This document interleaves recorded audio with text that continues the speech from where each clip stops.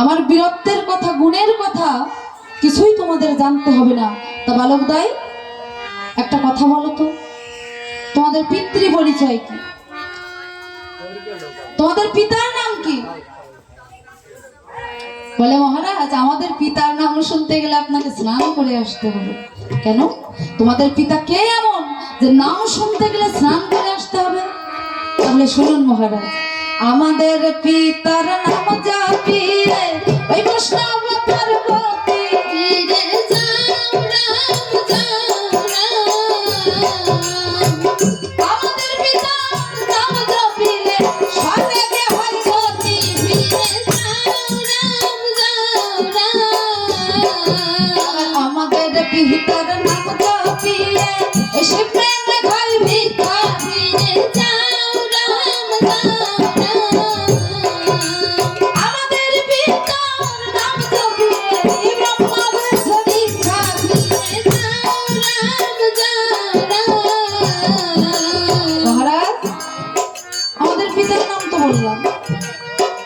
এবার বলেন তো আপনার পিতার নামটা কি? বলে আমার পিতার নাম তো দশরথ। দশরথ? মহারাজ কোন দশরথ? আমরা তো চারজন দশরথকে চিনি। তা আপনি কোন দশরথের পুত্র? কি বললে তোমরা? চারজন দশরথকে চেনো? তা কোন চারজন দশরথকে চেনো বলো একটু। তাহলে শুনুন মহারাজ, আরে এক দশরথ অন্ধ মুনি পুত্র বোধে ছিল ভিড়ে যাও রাম যাও রাম। সেই দশরথ পুত্র শোকে বাঁশি বলা হলো ভিড়ে যাও রাম যাও রাম। এক দশরথ অন্ধ মুনির পুত্রকে বধ করেছিল। সেই মুনির অভিশাপে ওই দশরথের পুত্র শোকে মৃত্যু হয়েছিল।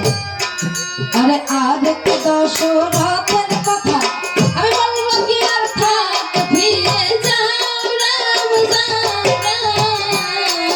এই পরশুরামের ধনুক হয়ে তার এই মাথায় ধরে ফিরে যাও রাম যাও রাম। আরেক দশরথ ছিল, তার স্ত্রীর কথা শুনে ফিরে যাও রাম যাও রাম। এই জ্যেষ্ঠ পুত্র রামচন্দ্রকে দিয়েছিল বনে ফিরে যাও রাম যাও রাম। মহারাজ, আরেক দশরথ ছিল, তার স্ত্রী কইকেয়ীর কথা শুনে তার জ্যেষ্ঠ পুত্রকে বনবাসে দিয়েছিল।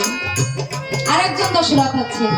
আরে আরেক দশরথের কথা আমি শুনেছি আদি কাণ্ডে ফিরে যাও রাম যাও রাম।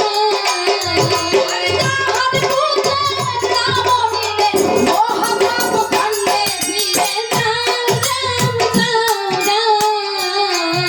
মহারাজ, আরেকজন দশরথ ছিল যার কথা আমি আদি কাণ্ডে শুনেছি।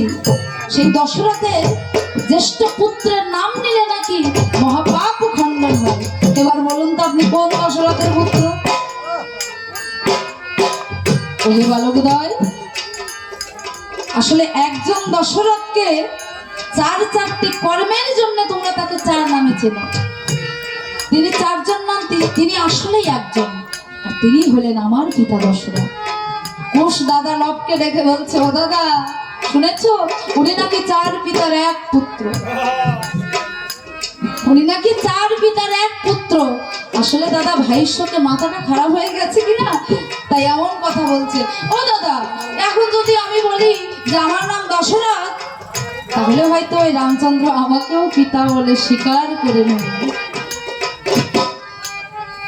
তাই বলছি দাদা, শত্রুর কখনো শেষ রাখতে